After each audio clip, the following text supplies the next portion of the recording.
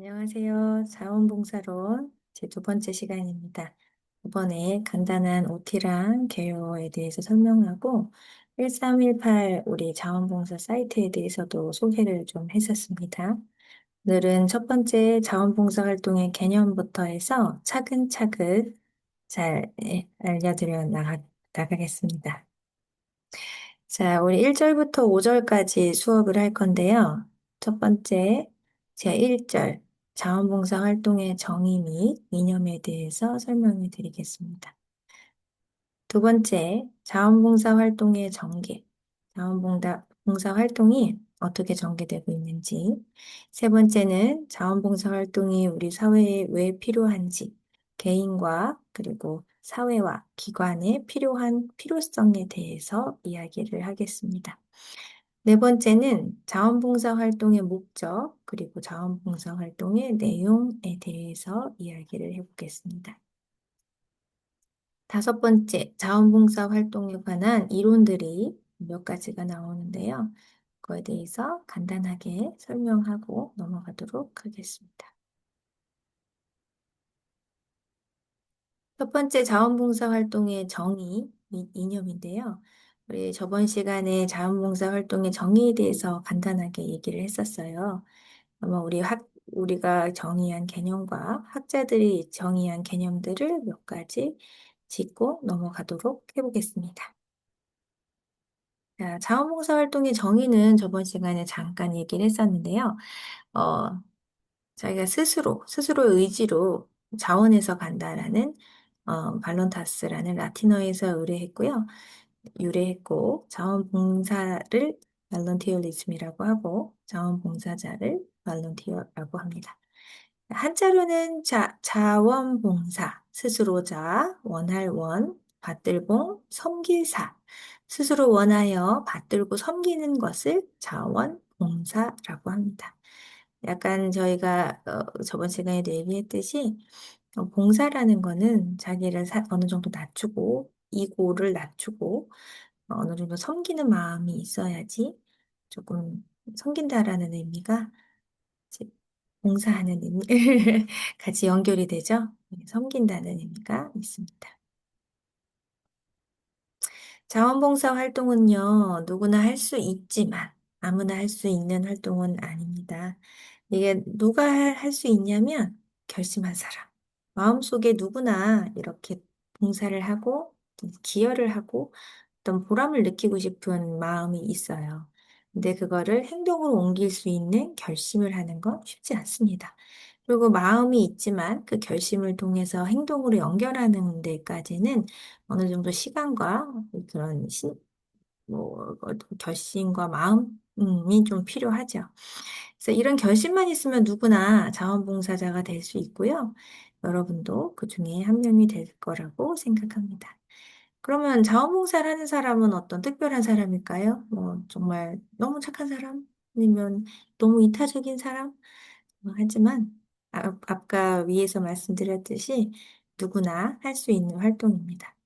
그러면 자원봉사를 할 수 있는 사람 누구냐고요? 여러분. 결심이 있으면 누구나 할 수 있다고 했죠? 자, 책에서 나온 내용을 잠깐 읽어보겠습니다. 지금 현대 사회는 굉장히 물질 만능주의 사회이고, 지금 자본주의로 굴러가게 되면 핵가족화가 되면서 어쨌든 이기주의랑 이렇게 고립되기 시작하는 게 추세가 돼요. 그래서 이기주의와 물질 만능주의가 지배하는 현대 사회에서 대부분 사람들은 이제 주위에 고통받는 사람들을 본다면, 아, 신난다라기보다는 조금 마음이 안 좋아요. 그런 것들은 이걸 보면서 뭔가 해고 싶다, 불편한 마음, 뭐 도와주고 싶다라는 마음이 작게 싹터 있어요. 성선설, 성악설 다 보지만 이제 악한 거의 개념은 주관적이잖아요. 누구나 볼 때 이렇게 타고난 본성은 있지만 대부분의 사람은 남을 돕고 어떤 보람을 느끼고자 하는 이런 이타적인 성향이 조금은 있다라고 생각해요. 그래서 누구나 그런 생각을 품고 있으며 이 마음을 다른 사람의 시선이나 아니면 어떤 그런 거에 개의치 않고 이제 행동으로 옮기는 이게 결심과 용기가 필요하죠. 이러한 행동이나 아니면 활동을 하게 되는 이렇게 마음속에 있던 것을 실행하려는 그런 의지가 있으면서 해나가는 사람을 자원봉사, 그리고 자원봉사자라고 합니다.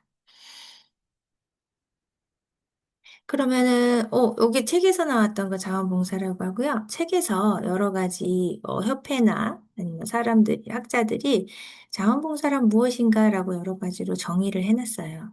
우리가 사회복지사들이 하게 되는 협회, 한국사회복지협의회에서는 낯선 타인을 상대로 필요한 서비스를 제공함으로써 사회의 공동선을 보양시킴과 공동으로 생각하는 더 선이라는 거죠.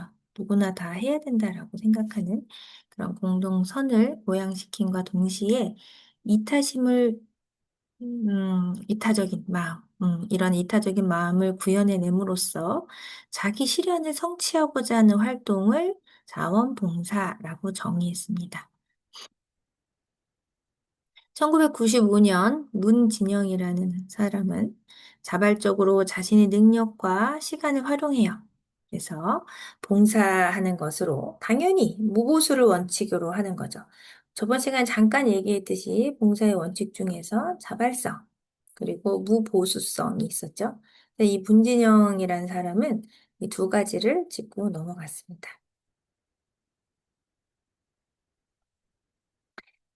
95년 최충옥이라는 사람은 사회문제 예방 및 해결 또는 국가의 공익사업을 수행하고 그러고 있는 공과 사 조직에서 자발적으로 참여하며 이 최충옥이라는 사람은 저희가 어제가 아니군요. 저번 주에 얘기했던 다섯 가지를 다 포함해서 긴 말을 만들어냈습니다. 네.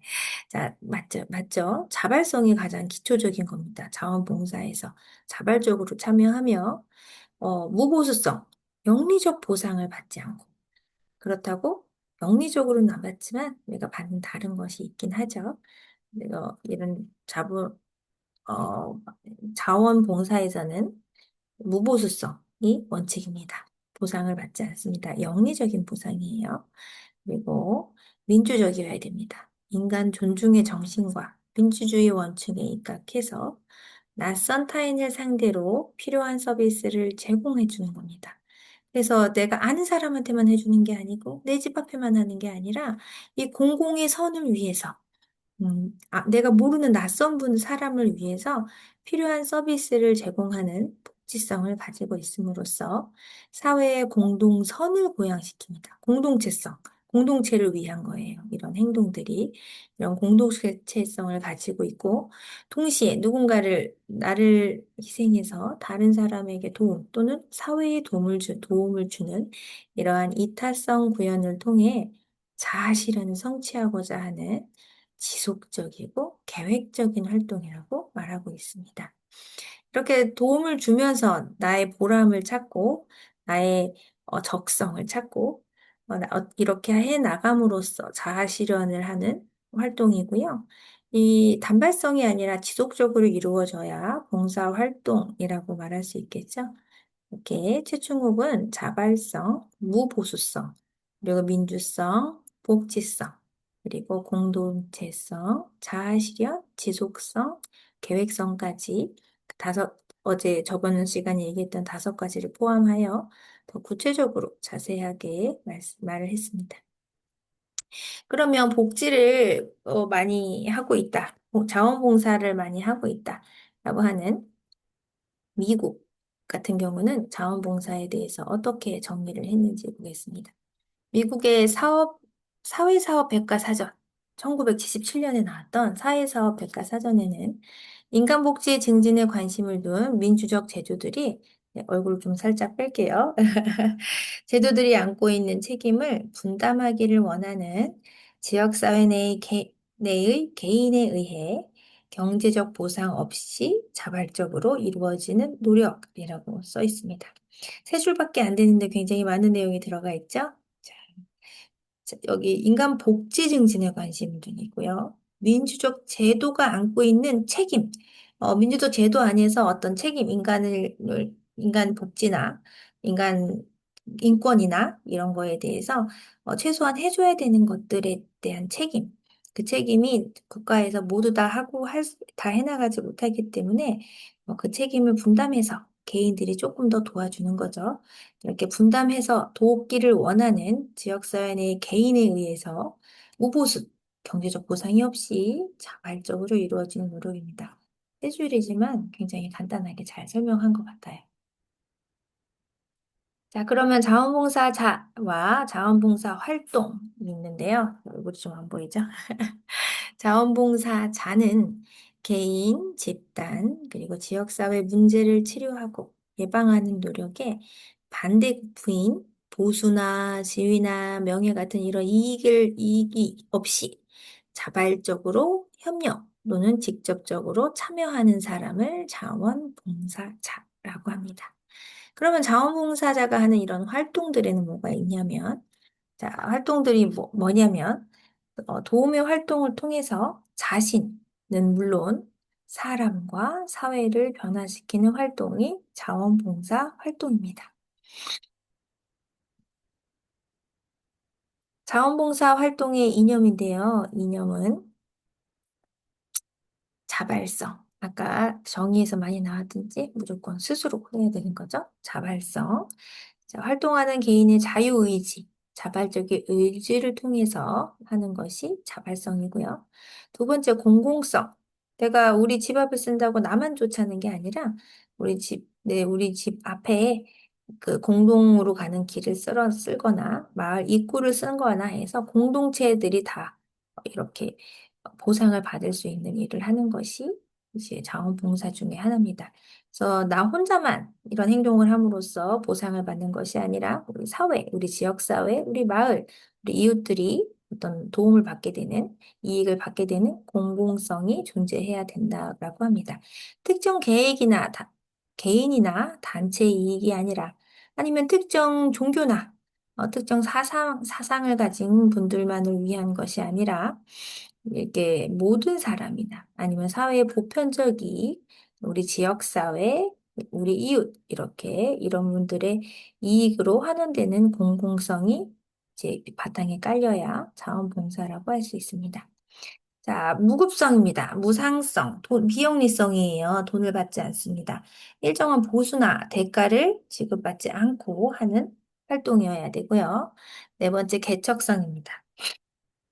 사람들의 관심을 끌지 못하는 사회적 과제. 하지만 좀 필요해요. 사회적 과제이기 때문에. 아니면 정부나 부분의 노력으로는 조금 해결이 어렵습니다. 위에서 아래로 시키는 것보다는 더 섬세하게 우리 지역사회나 이웃들이 살펴볼 수 있는 그런 문제들을 다루는 보완적인 역할을 가지고 있어야 돼요. 그래서 나라에서 정부에서 정책적으로 하지 못하는 부분을 찾아내서 우리가 봉사를 해주는 것이 개척성, 사회 개발성이라고 할 수 있습니다. 다섯 번째는 지속성인데요. 계속적으로 이 활동을 해 나가야 우리가 이제 그 자원봉사라고 얘기를 할 수 있겠죠. 의도적으로 계획을 갖고 지속적으로 이루어지는 행위를 전제로 하고 있습니다. 계속적으로 이루어지는, 이렇게 자발적으로 보편적인 사회의 공공적 이익을 위해서 비용을 받지 않고, 나라에서 정해진 틀에서 찾지 못하는 곳을 찾아내서 지속적으로 이루어지는 활동을 자원봉사 활동이라고 합니다. 두 번째, 이번에는 자원봉사 활동의 전개인데요. 자원봉사 활동에 대해서 보겠습니다. 자원봉사 활동은 누구나 할 수 있지만 아무나 할 수 있는 활동은 아니에요. 아까도 말씀드렸듯이 마음속에 있었던 그러한 것들을 자기가 깨고 나와서 실현할 수 있는 의지랑 어떤 환경이랑 그런 마음이 필요하겠죠. 자원봉사자 자신이 있는 곳이 바로 자원봉사 활동의 현장이고요. 어떤 크게 생각하지 않고 너무 처음부터 어떤 단체, 뭐 이렇게 하기보다는 지금 당장 할 수 있는 공공의 이익을 위해서 할 수 있는 활동을 하는 것도 바로 자원봉사가 될 수 있어요. 제가, 나라에서 뭐 어떤 도우미 때문에 학교 앞에 할아버지나 어떤 봉사자들이 그 그 승하원 도우미를 하고 있어요. 하지만 그쪽에 위험한 곳을 내가 압니다. 내가 이 동네 사람이기 때문에 나라에서 이렇게 하라고 정해준 것 외에도 내가 아는 곳이 있는데 거기가 조금 위험하다라고 싶어서 공공의 이익을 위해서 내가 자발적으로 가서 그런 거를 뭐 지도를 한다던가 돕는다던가 한다면 그것은 자원봉사가 될 수 있어요. 한 번만 하는 게 아니라 뭐 위험한 달이 있거나 그러면 지속적으로 그걸 조금 해주거나 아니면 건의해서 계속 할 수 있도록 한다면 그것도 바로 자원봉사라고 할 수 있습니다. 그래서 내가 등록이 되거나 하지 않더라도 내가 지금 한다면 그 5가지에 충족이 된다면 바로 그게 자원봉사고요. 내가 그 있어서 하는 그곳이 자원봉사의 현장이 될 수 있습니다. 이렇게 자발적으로 주민이 참여하는 것이 바로 자원봉사 활동이겠죠. 내가 살고 있는 이 지역을 가장 잘 아는 게 우리 주민이기 때문에 이 주민이 가장 잘 알고 가장 잘 도울 수 있고 그 활동을 통해서 지역사회가 발달하고 공공의 이익이 있으면서 사회가 더 살기 좋은 사회가 되겠죠. 특히 지역사회가 중요합니다. 그러면 자원봉사 활동의 특징을 보겠는데요. 자원봉사 활동은 첫 번째는 대다수 국민들이 왜 자원봉사가 필요한지를 인식하고 기회가 주어지면 참여할 수 있는 마음의 자세를 갖추게 돼 있습니다. 자, 요즘 우리나라에서 자원봉사 활동을 보면은 대부분이 어느 정도 기회가 된다면 내가 해야지 이런 마음을 갖고 있어요.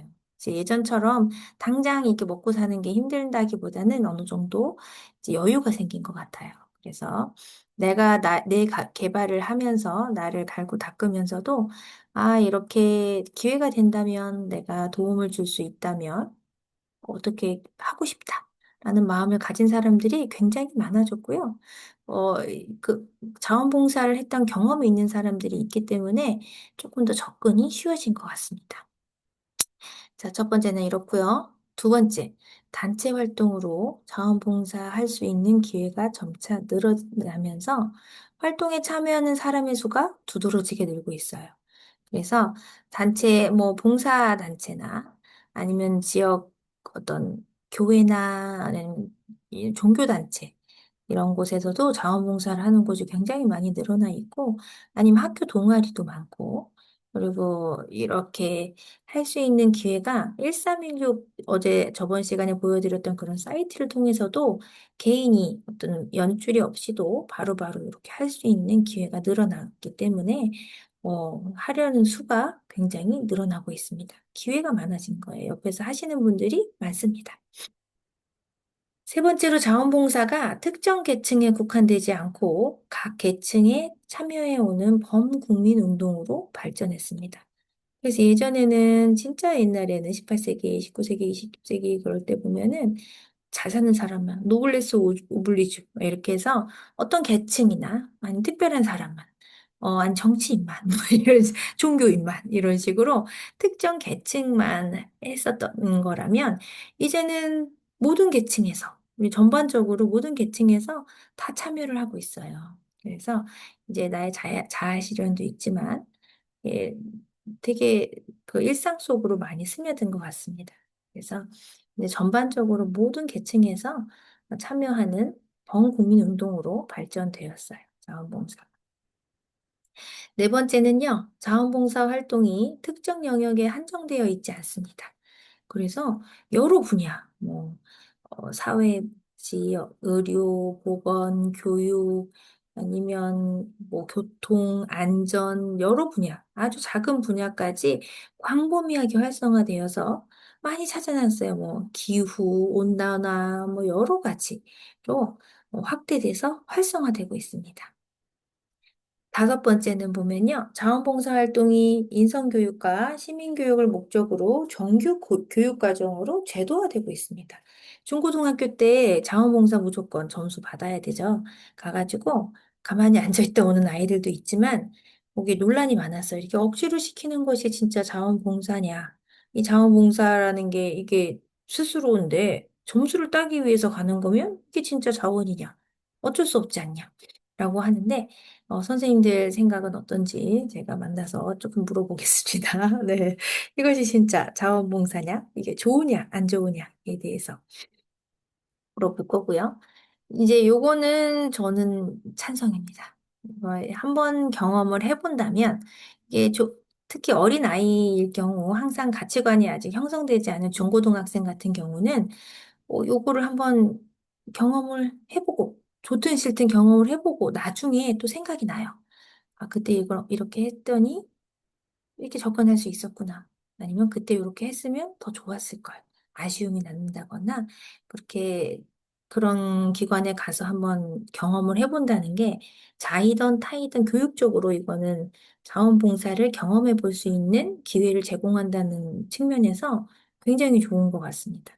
그래서 중고등학생들이 인성교육, 그렇죠. 가서 하기 싫은데 그러고 갔다가 뭔가 느끼는 게 있을 수 있어요. 그리고 시민이 처음에 본인 생각만 하다가 그래서 봉사를 하면서 타인의 관점, 이런 것도 있구나. 전혀 관심 갖지 않았던 곳을 가보면서 이게 교육적인 게 되는 거예요. 이렇게 하면 안 되겠구나. 관점이 조금 넓어지고 달라지는 거죠. 그래서 이게 교육과정으로 들어가는 건 정말 좋은 것 같고요.